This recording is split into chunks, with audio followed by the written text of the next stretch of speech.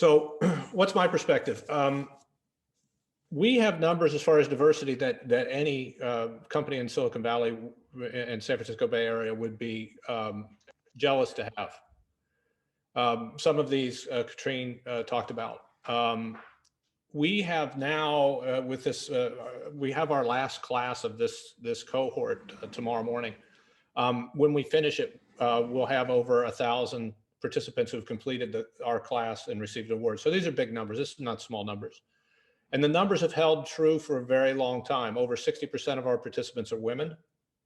Why is that when other places can't get that kind of percentage?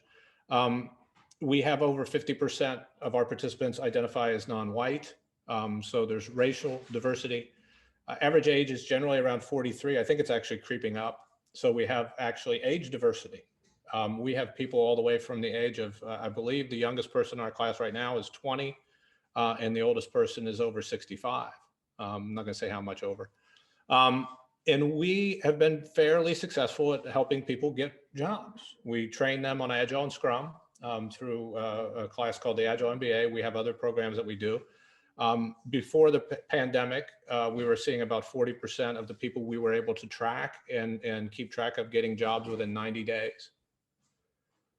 So again, these are some wonderful things happening, and it's not about the money, right? It's not about the money. There's something that we're doing differently that has nothing to do with money, because I'm going to talk about the money factor. And again, we're one of the leanest nonprofits that you could ever find. We operate on a budget of about $10,000 a year.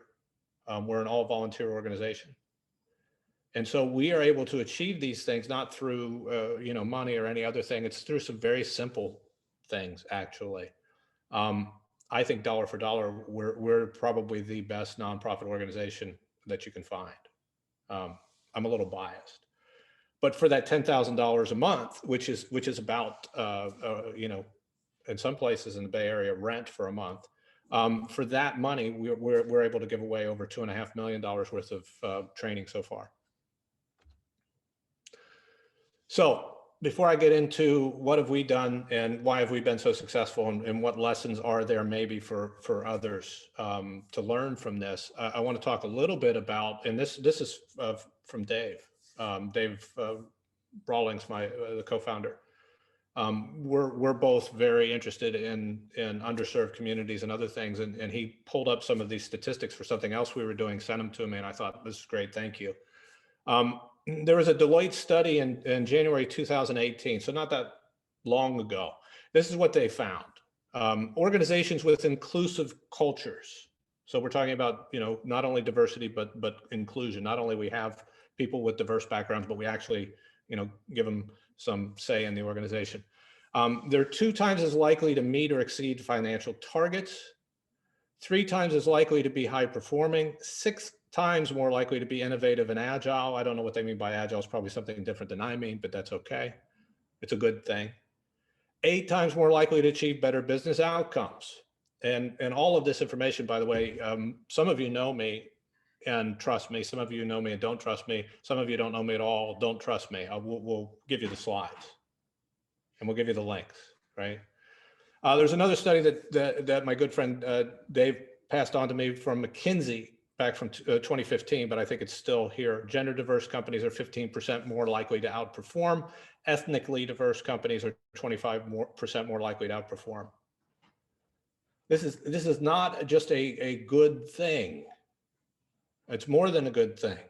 I mean, in the class, I talk about this book called The Goal, where the goal of any for-profit company is to make profit today and in the future.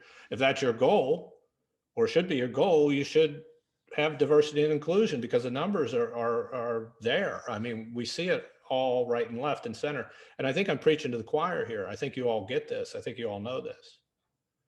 When we have diversity and inclusion, we do better, not just because it is better for society and is better for the people in society, but because the company is going to make more money.